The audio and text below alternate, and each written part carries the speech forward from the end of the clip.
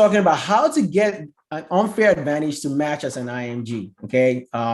So thanks so much for Shanice for putting this together with IMG Connect for you guys who are watching or probably watching this video later. So you can follow us on SmashUSMLE on Instagram, and you can also follow IMG Connect. Make sure you guys connect to them. You guys are really helping tremendously a lot of IMGs to become successful. You know, on the you know, for you guys to get into residency. So let's first talk about important step to success. All right. The first thing you need to know as an IMG, especially when it comes to USMLE prep. And let me know how many of you are actually preparing for the USMLE right now in the group, like, or you're about to take the NBME. Let me just kind of get an idea how many people are will be taking the USMLE soon. Let me see here. If you're taking step 1 or step 2 CK, usually probably most of you sounds like you'll be taking step 1, but I want to know how many people in the group right now will be taking step 1 either soon, or you'll be taking it this year, 2021, or you're planning on taking the NBME. All right, so that kind of, so I kind of want to know, you know. So here's the thing, as an IMG, right? When it comes to standardized exam, I want you to understand one concept. This exam is different, right?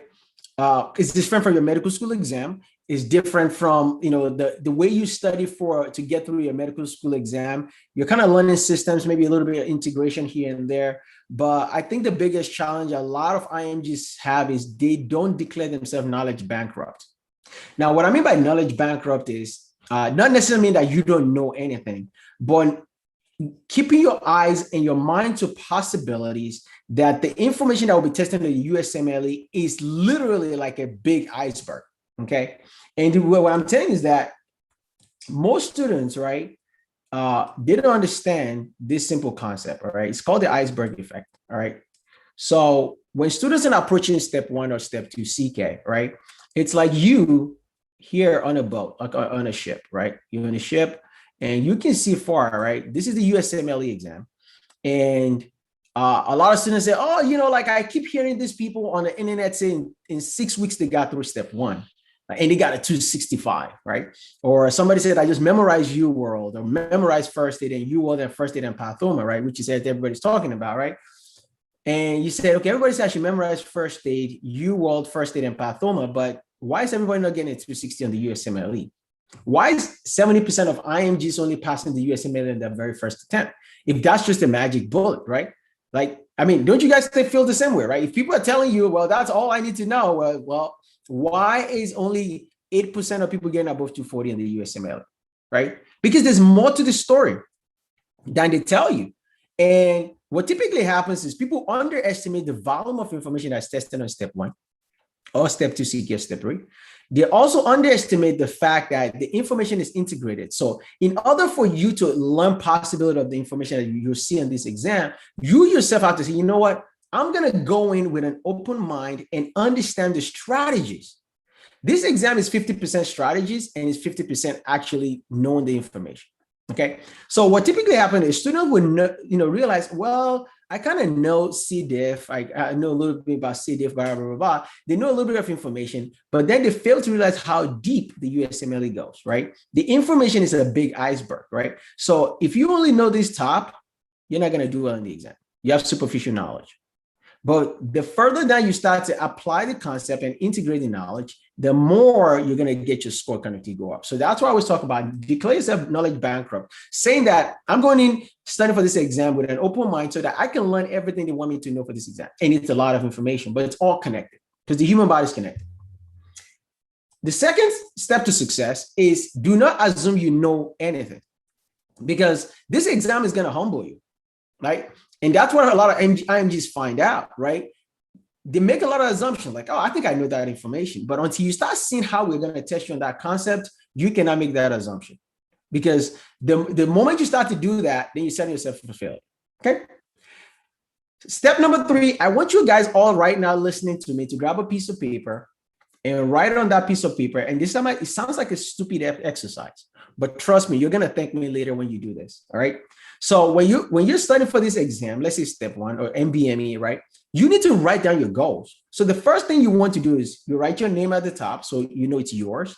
And then you say, my USMLE score all right, is, don't mind what, and you put dash.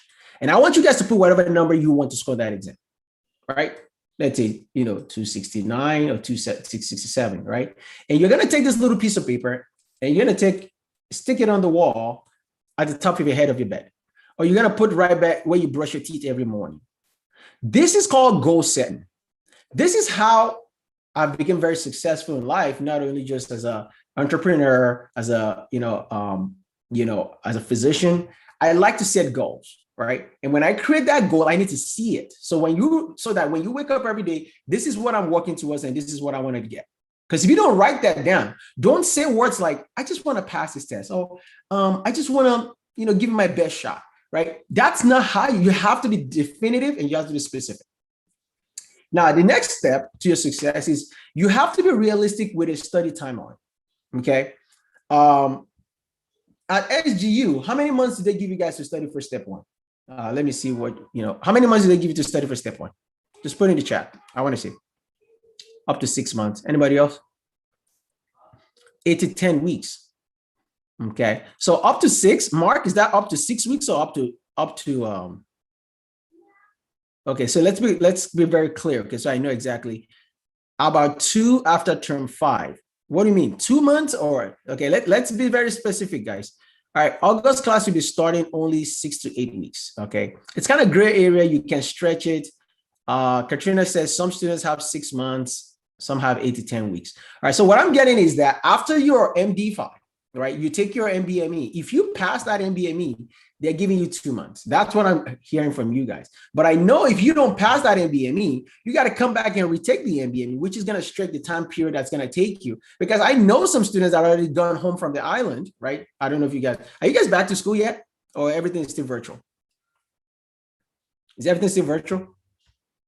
I'm not sure. Okay, still not virtual. Okay, perfect. So, before you been virtual, you guys have to, August, you guys got going back in person. Perfect. Thanks, Ravi. So when you leave, when most people have left your island, and some of them are home right now because they haven't passed the MBME.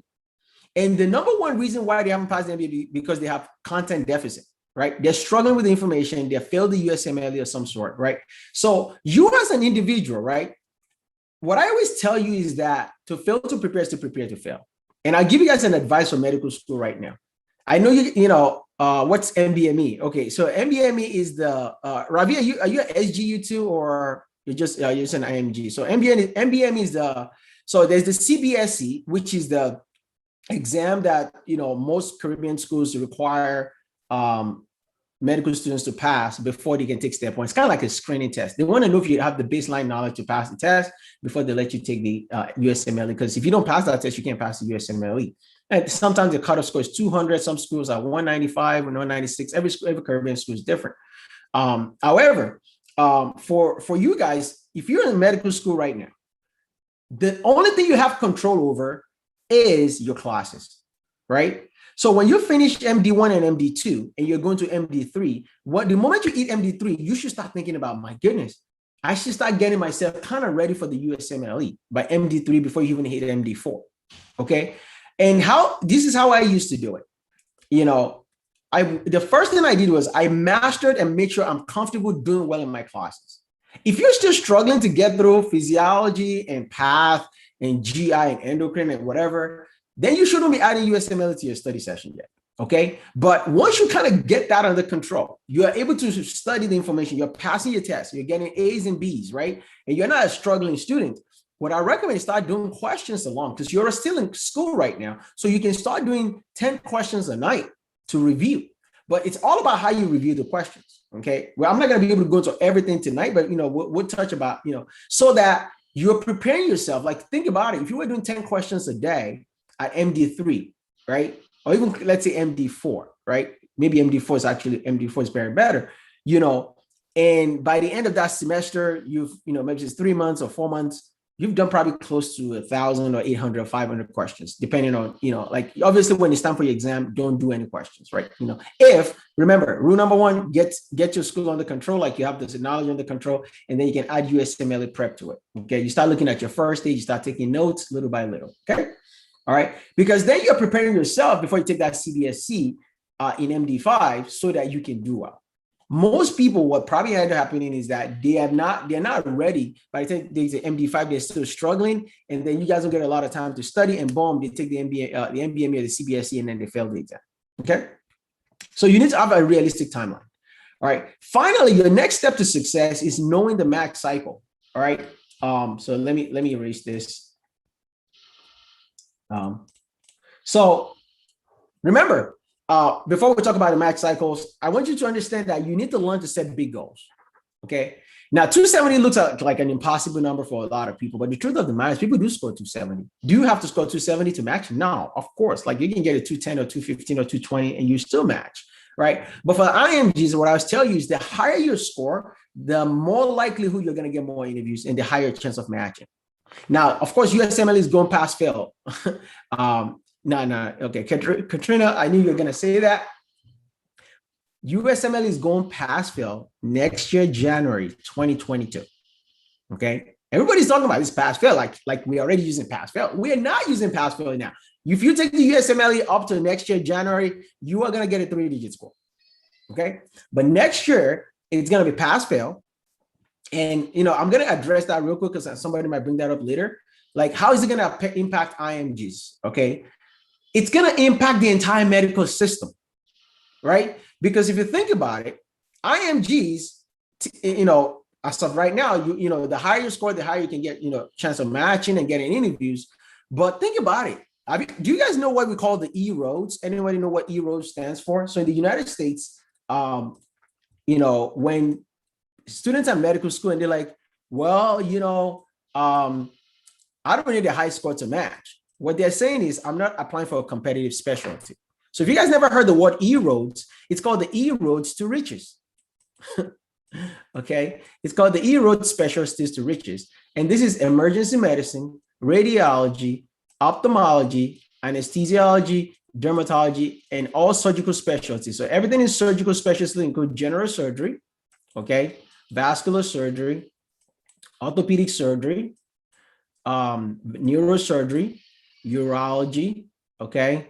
I might be missing one. Ophthalmology. I think I put ophthalmology already in there. Those are your surgical specialties. Any surgical specialty is super competitive. Now, so, if you guys Google how much doctors make, right? This is what your feature looks like, right? So if you just say Medscape 2021 salary, physician salary, physician compensation report. Every year Medscape is always publishing, right? So for me to back up what I just told you, hey, let's look at the data, right? 2021, how much are doctors making? Let's see. Let's who are the top making specialty. Oh, look at that. Look at these numbers, guys. Oh, let me clear this out. Okay. All right, let's zoom this out. Can you guys see this? Perfect. Let's look at the top making people. Plastic surgery makes average. This is average. 526,000, orthopedics, 511, cardiology. So those are all specialties, right? So you have to put that in the back of mind. Those are specialties. You have to finish internal medicine before you match into cardiology. 459, urology, 427, ENT. I forgot ENT. That's for us, ENT is otolaryngology. Radiology, GI, oncology, derm, ophthalmology, anesthesia, surgery, critical care, emergency medicine, and pump. You see that? That's what we called E-roads to riches. Which means if you want to get into this specialty, you got to do really well in the USMLE and get, of course, good letters of recommendations and, research and all these things like that, right? This is the reason why, things are separated in medicine. So you students might be like, why is this specialty so competitive? This is the reason why, guys. They don't tell you the truth. I'm telling you the truth. Look, internal medicine is sitting right here. Right there. See, right at the bottom. It's not competitive. Of course, once you go into fellowship, you make more money, right? So that's why I talk about E-road to riches. Now, what's going to happen in 2022 is my prediction is, guess what? When you apply to orthopedic surgery, you better be getting a 240, right? Or 250, because everybody applying to orthopedics got super high scores. Not only that, you have a letter of recommendation. They've done, internship with orthopedics guys, right? They've done all this. It's super, super competitive. Does that make sense? 230s and up, right? But guess what? What do you guys think is going to happen when I'm talking about US students? I'm not even talking about IMGs, right? What do you think is going to happen when we make USMLE pass fail? Well, guess what? all these orthopedic surgeons, ENT, they have no other choice. They cannot look at step one anymore. They used to use step one as a cutoff, right? They're going to switch to step two CK, guys. That's your new reality. Because if you can, do you really think if I got a pass on the USMLE step one and I apply for orthopedic surgery and I don't crush and smash my, and I get super ridiculous letters from my clinical rotation, you think they're going to give me a shot to match into plastics? Because you're like, oh, we both passed the test. No. So even if you're an IMG, it favors you. Because now everybody's in the same boat. Now, of course, you might say, I want to apply for dermatology. They have to have a different measuring stick. If you want to apply for the super competitive specialty, they're not going to say everybody pass USMLE, come and match into radiology or match into plastics or ENT, right? So they have to use a new metric. The new metric is going to be step 2 CK, and they're going to depend solely on the letters of recommendations. So now the average for step 2 CK is 240, guys, 240, right? Step 2 CK average, right? USMLE averages, right? For step 2 CK, let's see, USMLE step 2 CK average, just to just show you guys step 2 CK average, right? It's 240, right? Look at that. I'm giving you the reality. I'm just giving you the numbers. This is this year, right? 242 to 243. So, which means if you're going to apply for any competitive specialty next year, yeah, it is that high, Ravi. Yes. Step 1 score is 231 right now. That's why we're going pass fail. That's why we're switching to pass fail, because if we continue on this pace, step 1 average score is going to be 260 in the next 5 years, or maybe 10 years. Then what's going to happen? That's why they have to get rid of the stupid numbers. So what's going to make you competitive as an IMG? You need to master step 1 concept cold. Because even when it goes past fail and when you guys take it, guess what? The biggest mistakes IMGs are probably going to fall into is if you just do enough to pass step 1, this is waiting for you when you take step 2 CK. And if your step 2 CK is not high enough and you want to compete for this high competitive specialty, you're not going to get a chance. Is this making sense to everybody? This is by default what will happen. I'm making the predictions right now in 2021. Okay, so don't be surprised. So set your goal, set it high enough. So I always tell people, if you shoot for the stars, if you shoot for the moon, even if you miss it, you can land among the stars. Okay, let's talk about ERAS timeline. Okay, so this is an important date that some people have not paid attention to. All right.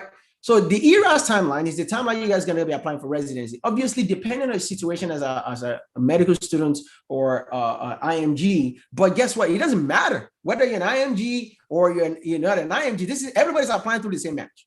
So let's go through the numbers. These are the dates you guys should circle in your calendar so that you can pre-plan your life in advance. So May 31 this year, which is already passed, the ERAS season is end. So the ERAS season actually starts. ERAS is the electronic residency application system, right? That's how you apply to the match cycle. So it starts May 31 of 1 year and goes to 1 year full cycle. So at the end of May 31, guess what? All the programs are already filled. You can't apply. It doesn't matter. You can't do supplemental application. You can't do the SOAP, all that stuff. Everything is done, 5 p.m. And guys, June 9th already. Right now, guys, we're in June 29th. June 9th, the ERAS applications has opened at 9 a.m. for this season, for 2022. And this is what's very important for you when you guys are going through this. So you keep these numbers in mind. So let's say if you didn't do well on the MBME and you're stuck in your Caribbean school, you should know what your timelines are. This is to give you dates so that you're just like, oh my God, I'm just trying to get through this MBME. But you know what? What do I need to be doing so that I can meet the next timeline? It gives you a sense of urgency. September the 1st, every year, look at that. All the applicants may begin submitting applications online. So if you just go Google ERAS, you guys will all fill out this form. Don't worry. Of course, you guys have to go through the, right? This is how you apply to residents in the United States, right? And you have to sign into my ERAS application here, right? Of course, for IMGs, you have to get your ECFMG certification and all that stuff. But this is where you guys are going to log into and basically fill out your ERAS application, blah, blah, blah, blah, blah. But the idea is everybody's submitting their applications by 9 a.m., right? They may begin to submit the application. But this is even more important. By September 29th of this year, residency programs all around the United States will start looking at your application at 9 a.m. Eastern time. Okay? So which means if you're an IMG applying for residency, guys, you want to make sure your step 1 score, step 2 CK score, OET, all your letters of recommendations, all your research, everything is done before September 28th. And you've already dumped it in the system, click submit. Because when you click on that, if you do not, guys, it's first come, first serve. I had a student that failed step 1. She's interesting. She failed why does ERAS matter if we didn't even take step 1? Christopher, so like, are you going to take step 1 or you're not going to take step 1 is the question, Christopher. So, because when you're asking that question, I'm kind of curious when you say, why does ERAS matter if we didn't even in the future? Of course. So will you rather want to know the information now or you want to know in the future? It's really up to you, right? If it may not be relevant to you right now, but yes, it's going to be relevant to you soon. Okay. So if you're first year, of course, it's not going to be relevant right now. But for the people who are the time moves fast, guys. Okay. So, if you're in the first year of medical school, of course, this sounds like this too distant future. But guess what? If you're in M2 right now, if you're already in MD5, the time is going to fly by because 1 year is going to flip through and you're going to end up here. Okay.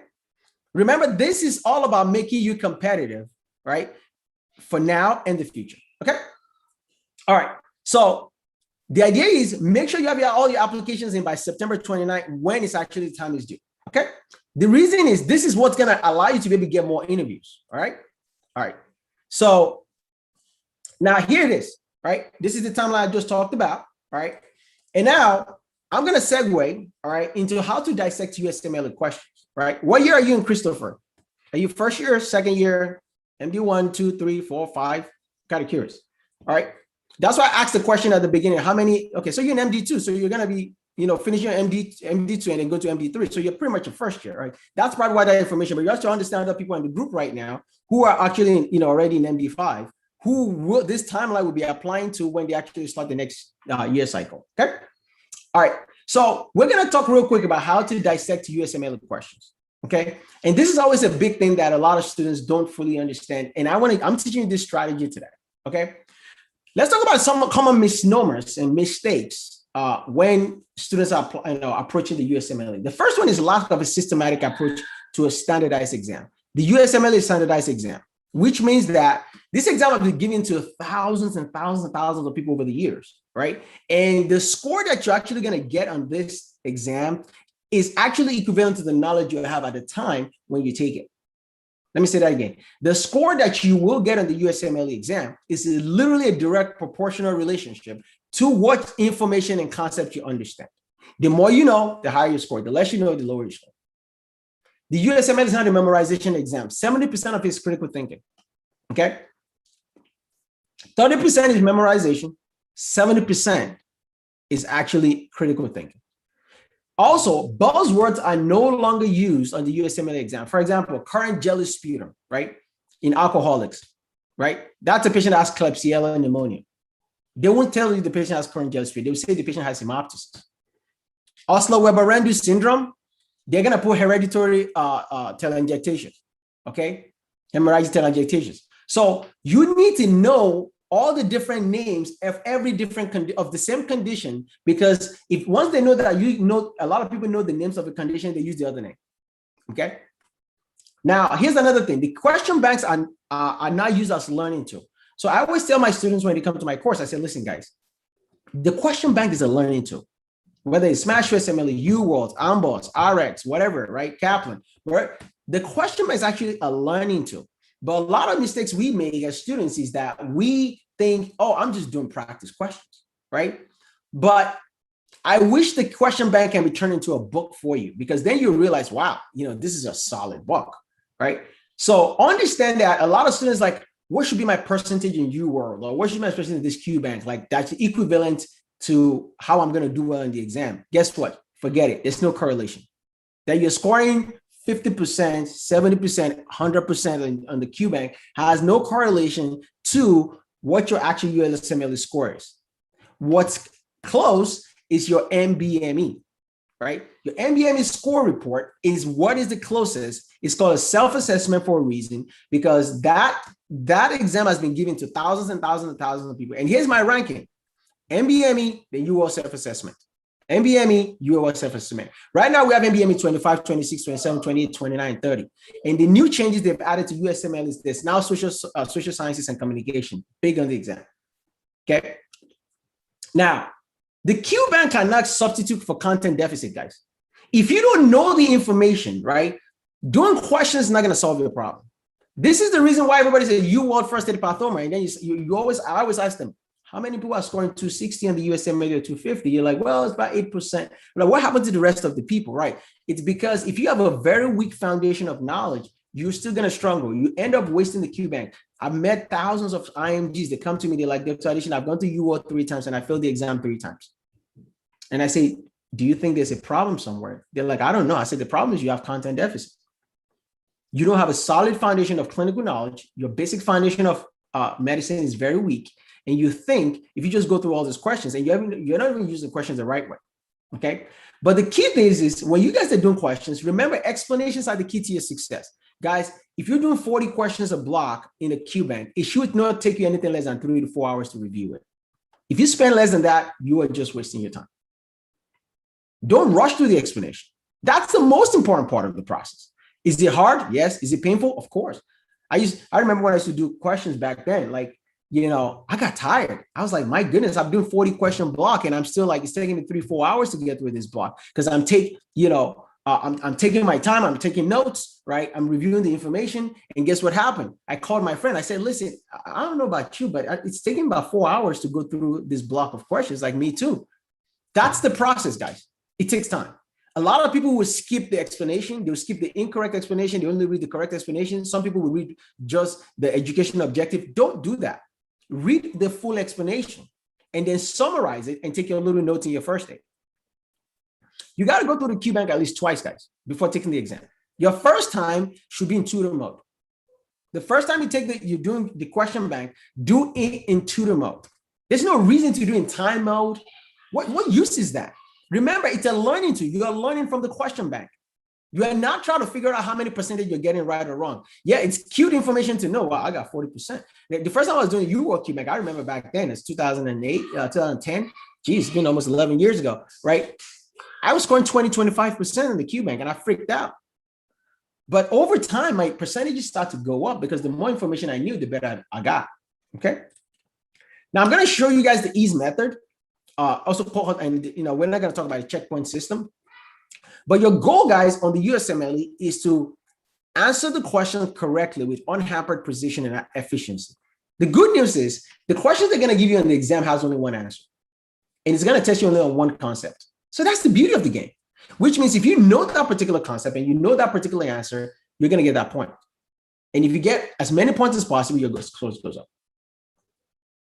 All right, so let's talk about the anatomy of a USMLE question. So most USMLE questions, all USMLE questions actually have a standardized format. They are written the same way, right? Because the MBME question writers are actually the professors at US medical schools that write these questions, and they get trained. We tell them, like, questions can be ambiguous, it can be weird, the options cannot be vague. It has to be specific and it has to test this particular concept, in basic sciences or clinical sciences or management of disease, and it cannot be vague. It has to be universally accepted. That is the only thing they can test you in the USMLE. So most questions will look like this, like a recipe of a clinical vignette, right? A lead-in, like what's the most common cause of this? What's the management? What's the mechanism of action? What's the treatment, right? That's your lead-in. And then there's a stem. You go back and look at the stem. It's always an identifier, like a 41-year-old Caucasian female, and they will give you some key associations, maybe alcoholic, current jelly sputum, fever, cough, right? And they might give you some distractors like past medical history. This patient is taking such and such medications, and they will give you a bunch of answer choices. And those answer choices are supposed to trick you, because if you don't know the correct answer, you're going to pick the wrong one. But if you know the correct answer, you're going to rule the map and pick the right answer. Okay. So now they will give you a bunch of unnecessary details sometimes to make the question stem really, really long. But that's just to kind of see if you can mentally override all those things and actually pick the correct answer. Okay. So classic board question, you can fill in the gap. 25-year-old male presented to the emergency department, chief complaint of acute onset of dash. Okay. And she has a history of DASH that's been controlled for many years. Let's say, history of maybe say diabetes. Then they give you the vital signs, right? The vital signs are super important, guys. Never ignore the vital signs. The vital signs we give you is to tell you the condition of your patient. It is called the vital sign because it is vital to your life. As an ER physician, when I walk into the room, guess what the first thing I look at, okay? I walk into the room and I look at the cardiac monitor. If your heart rate is 150, your blood pressure is 60/40, I'm not sitting down, you're a sick patient. You're tachycardic, you're hypotensive, okay? So they give you all these vital signs, don't ignore them. Pay attention to them and know the normals. And whenever something is abnormal, guess what? They're telling you something inside the question, okay? And then they'll give you physical exam findings on cardiac exam. Let's say the patient has, crescendo decrescendo murmur of some sort, or they can describe the patient has an S4 heart sound, or they can describe the patient has, rails on lung examination. They're giving all these details. And then EKG findings might show you maybe, irregular heart rate for a patient that has atrial fibrillation, or sawtooth pattern of EKG showing an atrial flutter of some sort. They're giving you all this detailed information. They find out, they might ask you what's the most likely diagnosis. Or they might say maybe the patient has diffuse ST segment elevation in all leads, right? And depressed PR interval, right? And they might ask you what's the mechanism of action, what's the management, okay? So what's the ease method, right? So I've taught the ease method for years. And a lot of students, by the time they actually grab this concept, they're like, oh my God, you've saved my life. I wish somebody taught me this in medical school, okay? So ease, as the word is to make your life easy, right? Remember, it's all about using strategies when you guys are taking the USMLE. You can use this also while you're taking the test, actually, also in medical school. Trust me, I've used it many, many times. So the E is to examine the last line of each vignette, all right? And then you also take a look at the options, okay? And then A is to find the association, right? Find out the relevant concepts. S is to summarize the entire case in one line. E is to ensure that you make the right diagnosis. And finally, you want to move on. Now, there's a reason why I put move on in there, because on your test day, you're going to find difficult questions that's going to throw you completely off. You're going to be like, I have no idea what this information is. I don't want you to get stuck with those questions, because they do put experimental questions on the USMLE. And sometimes some of them are tested, sometimes they're not. So if you end up getting stuck with one of those questions, I don't want you to be like, oh my God, I have to solve this question at all must, because you only have 90 minutes to solve one question, guys. 90 minutes. That's all you've got. Okay. So don't get stuck when you see some of these questions that they put on the exam that you don't have the answer to, and you kind of feel discouraged. You're like, oh my gosh, I don't want, I just have to solve this question at all costs. Okay. So don't fall for that. Okay. So, we're gonna apply this concept. Anybody has any questions so far? Let me look at the chat here. We see. I think we have some time. Anybody has any questions so far? Anyone? Okay, good. Now I'm going to share my screen and we're going to do some questions. This is from my SmashUSMLE Reviews QBank, okay? Now let's apply the ease method, right? The first thing is we want to what? Examine the last line of the question, right? And look at the options. So let's look at the last two lines, right? You sent a culture to the, oh, well, I'm not going to do that. Okay. Oh, so before we start, right? The most important tool you guys have to master when you're doing questions like this is the concept of highlighting, right? A lot of you already highlighting your textbooks. You need to know how to use the highlight. Remember, the question bank is designed to help you make good decisions and pick the best answers. So when you look at the QBank, right, they give you all these lab values here, right? They allow you to take notes. They put calculator. For people who are colorblind, they allow you to change the color to black and white and whatnot, right? The USMLE does that for a reason, right? But I find a lot of students don't use these tools. You want to, and I said, what are you doing? We are trying to help you. So here's the deal: forever and ever. Listen, I've taken step 1, I took step 2 CK, step 3, I took my oral written board exam. I use this concept. So I have used it for a lot of exams and does tremendously well. So trust me when I'm telling you this, okay? So here's the thing. You take a culture and send it to lab. It's reported that there are clue cells on the saline wet mouth. What organism is most likely responsible for the woman's symptoms, okay? Now, when I tell you to examine, you want to take a quick look at all these options. And guess what? Without even, I don't want you to tell me the answer, okay? But what subject is this question testing us on? I want you guys to respond in the comment right now. What subject is this? You have chlamydia, gonorrhea, Neisseria, staphylococcus, streptococcus agalactiae. Like, without even answering the question, thank you, microbiology. Now, you might say, oh, why is that important? Guys, on your exam day, you're going to get mixed of questions. And one of the things that causes anxiety among students when they're taking a standardized exam is that your brain is doing this constant flipping, because the first question might be biostatistics, the next question is general pathology, the third question is endocrinology, the fifth question is physiology, the seventh question is anatomy, the third question, and you see how your brain has to constantly be switching between information every 90 minutes, right? 90 seconds, right? So what ends up happening to students is when they don't use this concept, they freak out because they're like, oh my God, this is biostatistics. Oh my God, this is anatomy. Oh, right. You keep doing that and it makes your anxiety worse. Okay. So when I tell you to quickly glance at the options, most of us all our lives, and this has worked for you from college, maybe even medical school, it's not going to work on the USMLE. Don't start by reading the questions ever again from the top. Excuse me. Don't start, because we all read using the Z method, right? We read from left to right and down. It's not going to work for this test, okay? Because what ends up happening is the clinical vignettes on the USMLE are very, very long. And if you do that, what ends up happening, you read from the top to the bottom. And when you get to the end, you don't know the answer. You're going to go right back to the top again and be fishing. So this is why the ease method is the best strategy that will allow you to be able to answer all these questions easily. And watch this. So you already know this is micro. You know what you have done? You have eliminated any other possibility of thinking about anything else in your brain other than whatever happens at this end of this question. This is going to be a microbiology question. Now you can go back to the top and say, all right, we have a 29-year-old sexually active woman comes to the office complaining of a fishy smelling discharge coming from her vagina, right, for the past few days. She denies any dysuria or inflammation. She's been diagnosed or treated for gonorrhea in the past.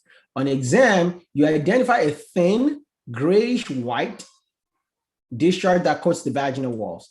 You take a culture, send it to the labs, reported she has clue cells on a saline wet mount. Now, what organism was likely responsible? So now we've examined the options, right? And now we're going to find all the associations.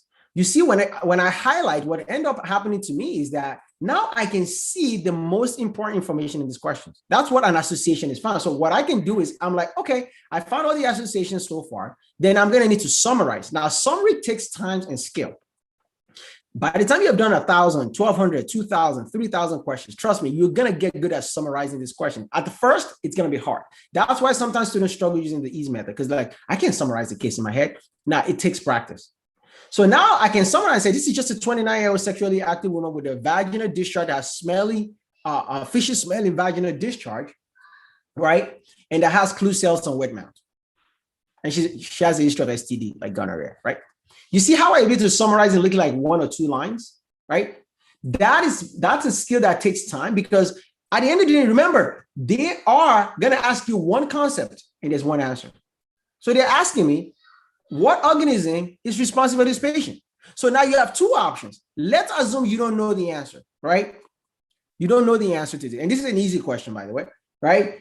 You can start crossing things out like, well, what, chlamydia doesn't look like it has clue cells on chlamydia. So maybe I can rule that out. They already told me the patient's had gonorrhea in the past. She's been treated with gonorrhea in the past. I know gonorrhea is a diplococci. So they didn't say this is diplococcus. I can rule that out. Staphylococcus is a round organisms, right? So I'm like, okay, that can be staph. Strep goes in a string, right? I can rule that out. That's a process for elimination. I'm teaching you how to use the cross out skill. Not that I don't know the answer, but I want to show you how you can also use the crossing out option to cross out information. Now look, now you're down to 2. Sometimes you just have to make the best educated guess on the actual exam if you don't know the correct answer. But then you can say, all right, the correct answer is gonorrhea vaginalis. Now, all I've done so far is answer the questions. Now, let's say you get the question wrong, right? Let's assume, right, you got the question wrong, right? Now, check this out. This is where your work begins, is reading the explanation, okay? Reading the explanation is where a lot of students now say, oh my God, the explanation is too long, I don't know. Now, if you don't understand gonorrhea vaginalis, you don't understand bacterial vaginosis, right? This is why you want to read. Well, it's, you know, it's a pleomorphic rod that causes BV, right? It's most patients usually have asymptomatic, but look, it's usually a thin grayish white discharge from the vagina, and it's identified by using clue cells on a saline wet mount, right? What are clue cells? Well, clue cells are actually just vaginal epithelial cells that's covered with bacteria. That makes sense? And then you read the incorrect answer choices, right? Listen, you know, chlamydia and gonorrhea are commonly STDs, right? But they have painful discharge, right? They don't have any clue cells, right? And then you read that Staph aureus is normal skin flora, right? They cause abscesses, skin infections, right? They have toxin-mediated diseases that can cause gastroenteritis, right? And toxic shock syndrome is fine. Now, you read all this, and there's this little educational summary right here. Look at what else you're going to learn from the education summary. You're going to learn how to treat bacterial vaginosis, because there will be in the next question that we're going to ask you, how do you treat bacterial vaginosis? You can treat that with metronidazole or clindamycin. Now, before you move on, you go into your first aid, and let's go find in first aid where they found all this information. Okay? I'm teaching you literally, this is what I teach in my course to my students, and they are crushing it. Okay? Let me pull up first aid here. All right, and let's search for, so let me show you a trick. Let me show you guys a trick. Okay. Let me share my screen. Screen sharing. Oh, there you go. So here's first aid. You guys can see my screen. So let me clear this. All right, perfect.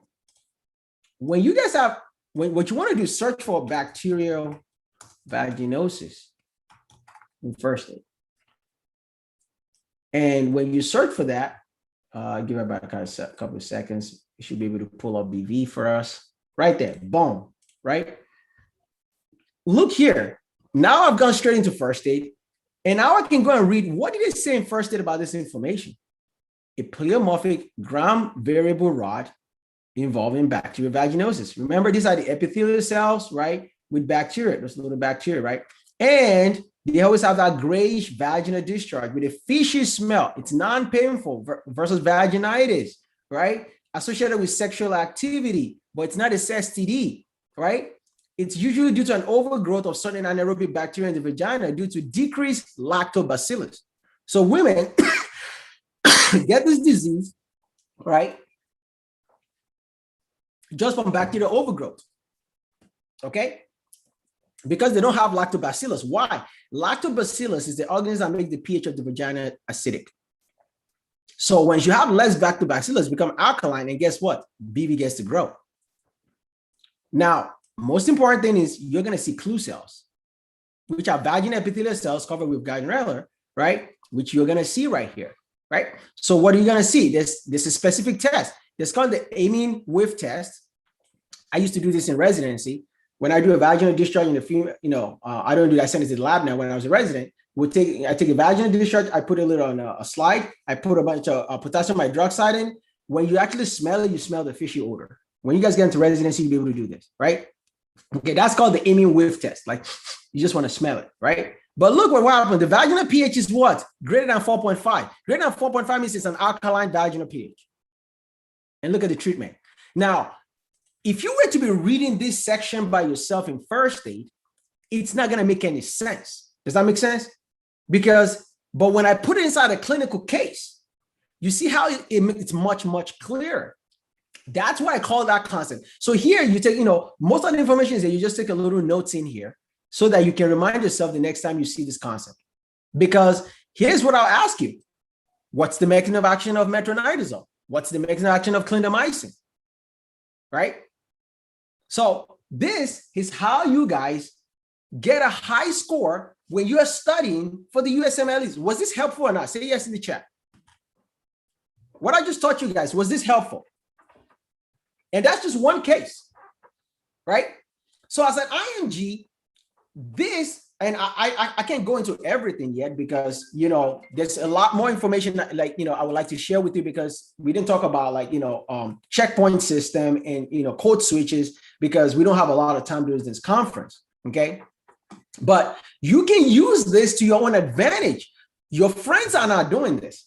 What they're doing is they go into the QBank and they just reading from the top, go to the bottom. They don't read the explanation. They don't know how to use first aid to search information and be able to. So even if you have the book version of first aid, you should have, if you have the PDF version, you can quickly use that to search the information. You search that information, you go straight to the page that you need. Now, here's what I did for you.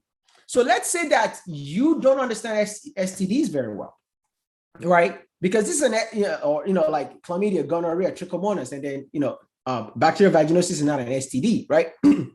What I do is I have created lecture videos for you guys to simplify this concept, okay? All right, but before I talk about that, I want to take a few questions from you guys. You know, some of you might have some questions. Let me check the Q&A session. If anybody's just dropped a question in there, okay? All right, let me check out chat. Okay, so I think somebody's asking.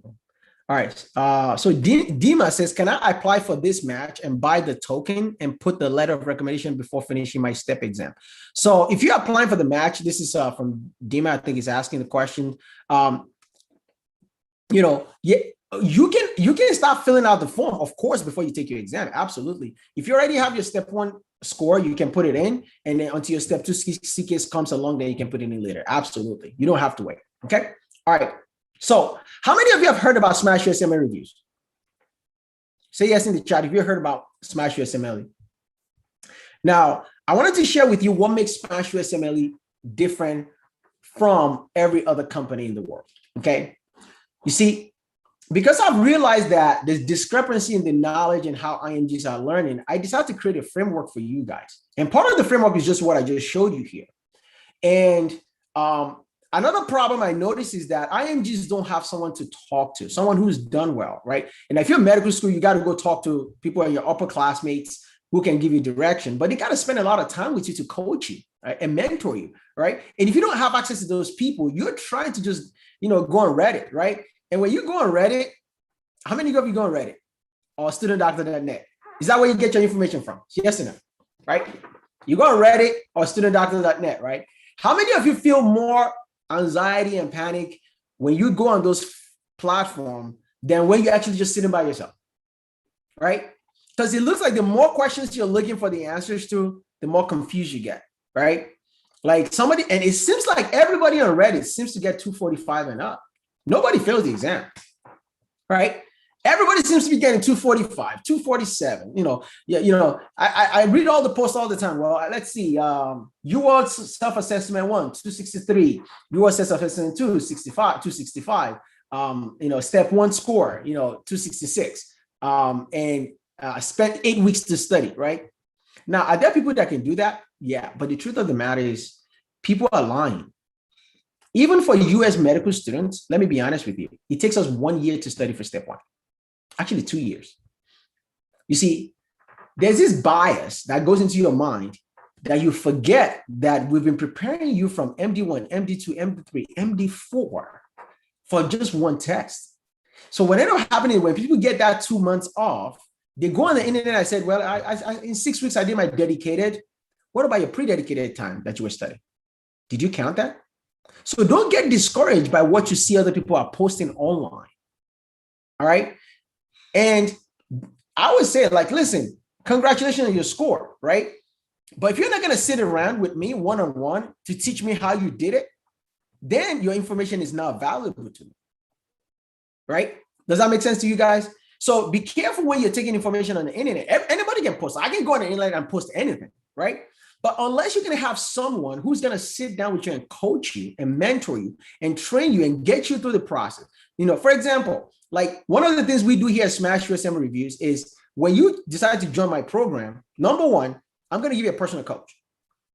The personal coach will meet with you on Zoom like this. You get to see the person. You get to ask questions. They get to know your weaknesses. Then I'm going to have you take an MBME when you join the program. When you join the program, you actually, your MBME score is what's going to determine how far along you are and how far along you need to go.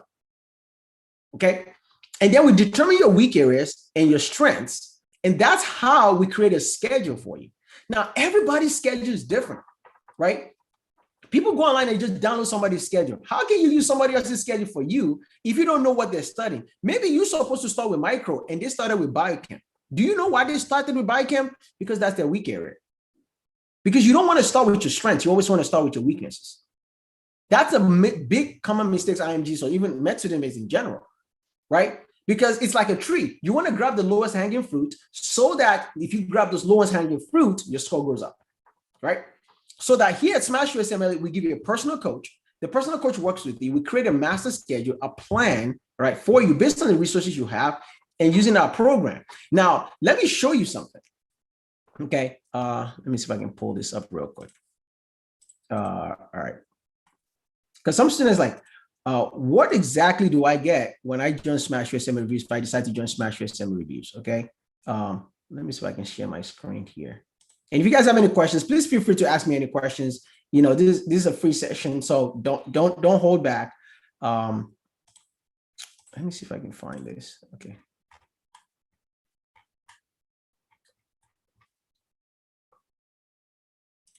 All right. Try to fix my slides here. Okay, perfect.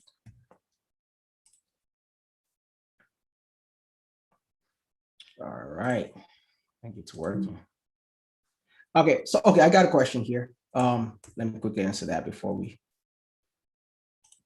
How far out from step one should you start SmashUSMLE? So my lectures actually, you know, if you're already, I'll say if you're an MD3, you can start with SmashUSMLE. The reason I say that is I have students who use my video lectures to study while they're going through med school. And because I simplify, sorry guys, because I simplify the concept for you, my lectures will make your life easier when you're in med school. Okay, it's gonna help you while you're studying for your MBMEs or your CBSC and also step one. And I'll show you, I'll give you guys a demo so you guys can see actually. Okay, so but the course itself, all right. So this is what I teach you guys here at SmashUSMLE. You're gonna learn something called the SMART MD training program. So S stands for strategy. Like how do you prepare for the exam? How do you use questions? We kind of talk about a little about this. How do you study questions? And mastery of clinical content, like literally using video lectures to simplify your knowledge, all right? And how do you learn from the question bank using the assessment of clinical knowledge? And R is rapid review using flashcards to integrate the concept. And I also teach you test days taking strategy. People ignore what happens on the test day. Like you prepare all your life to get to this test. Do you know that one of the reasons people actually, you know, freak out or don't do well in the exam is, yes, they've prepared, but they're actually specific strategies that you should know. Like you should know everything about the test before you walk in. So I give you all that information even before you walk. Like the first thing you're supposed to do in the first 15 minutes before you take the USMLE, I talk about it. I talk about how you're supposed to take breaks, how to overcome test anxiety. I go over all the secrets because I have taken all the tests, right? And I've gotten all this information from everybody that's taking the test and told me all this information. So I just give it to you so that when you show up on the test, you're just like, oh, check, check, check, check. Okay. So my course, here's what you need to get started, right?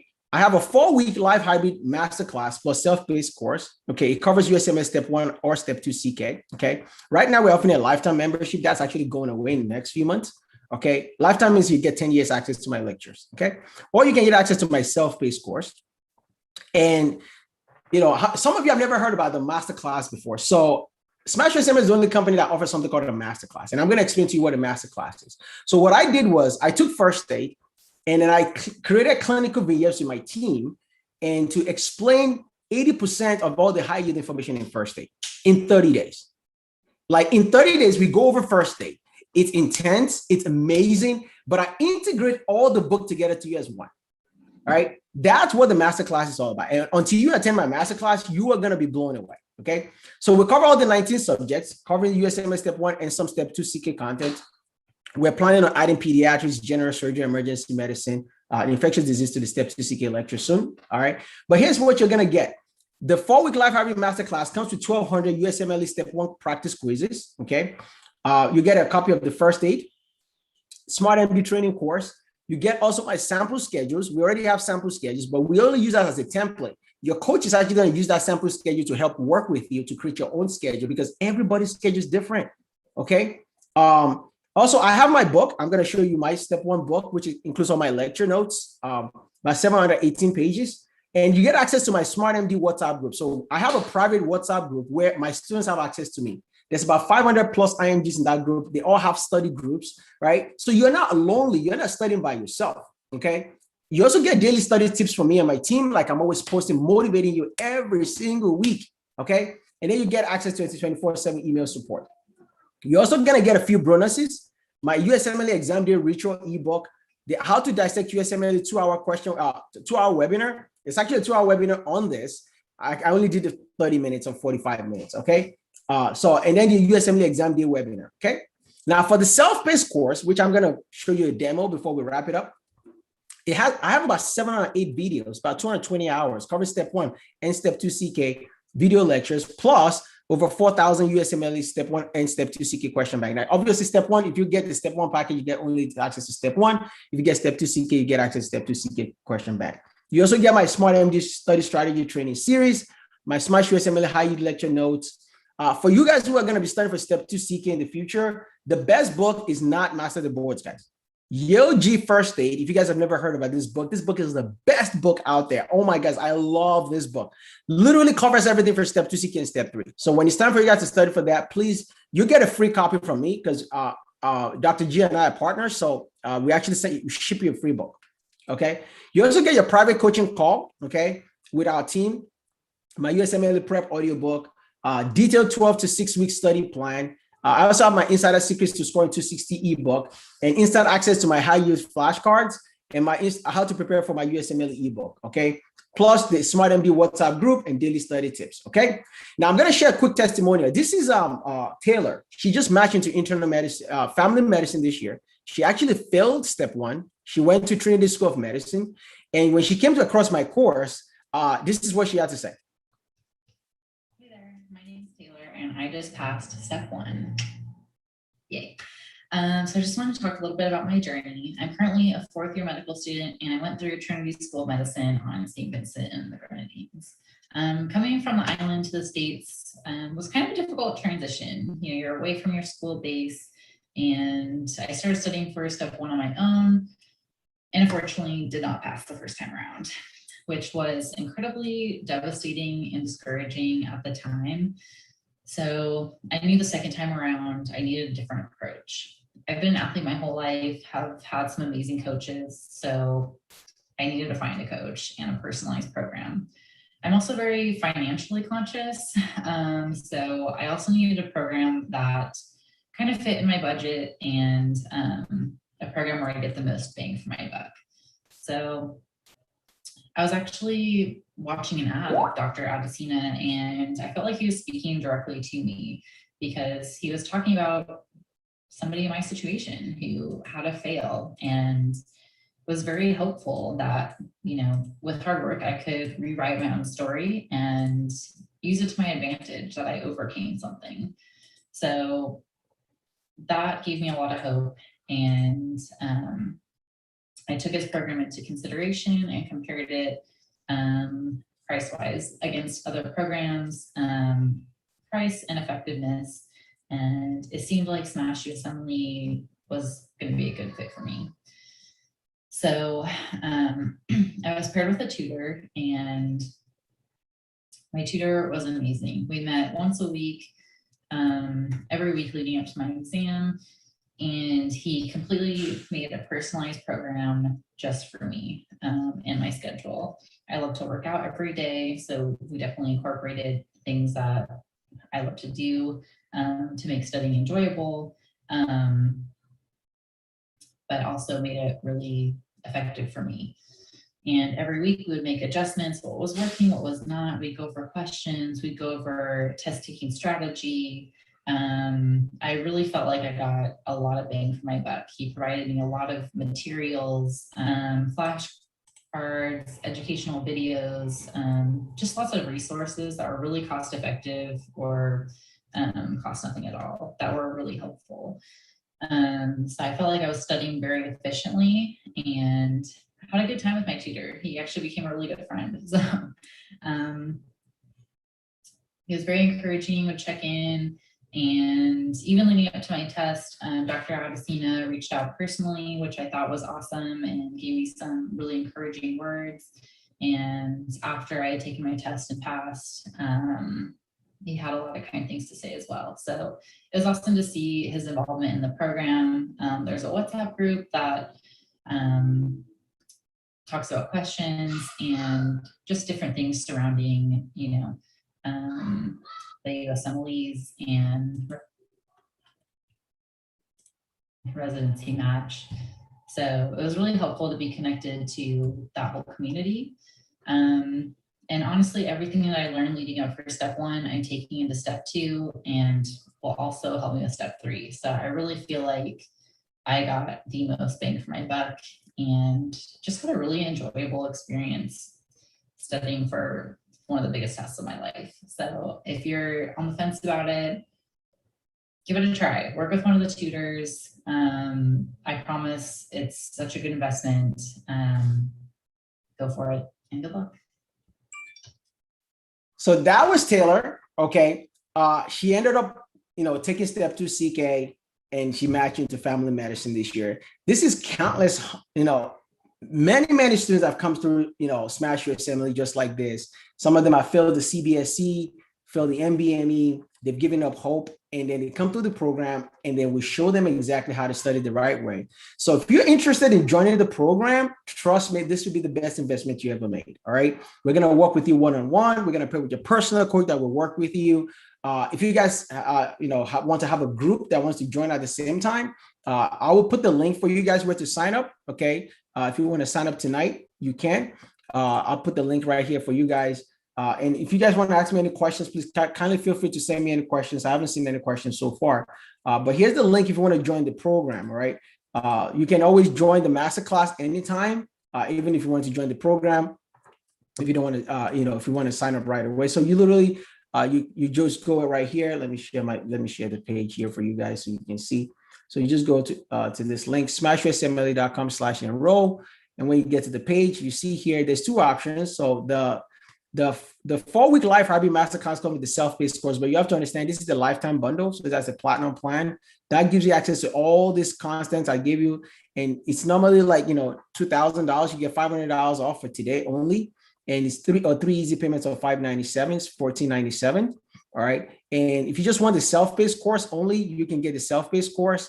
And that just gives you access to all my self-paced lectures. So when you actually get access, this is what this is what the access will look like. Let me mute this. I'm gonna suspend this.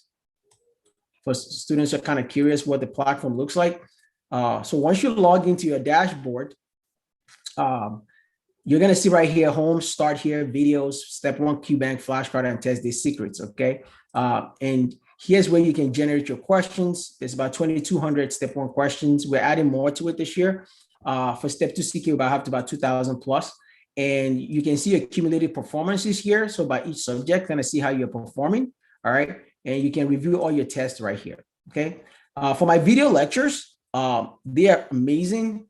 Once you start to watch them, you see exactly what I'm talking about. And it goes by first aid. So literally, all the lectures are arranged by first aid. So let's say you're studying biochemistry, right? You can see right here, basically goes through first aid. You go to metabolism, and you want to learn about maybe like, pyruvate metabolism. You just click on that, and it gives you the time frame if you want to study that. And also we put the pages for first aid in here for you. So you can watch it like it's all whiteboard based. I like to use the whiteboard. You can follow me as I'm teaching, and you can increase the speed of the video right here up to 2 times the speed of the video. Okay. And right here, you can navigate through all our lectures pretty much on one page. Here's the study strategy course that I was talking to you about.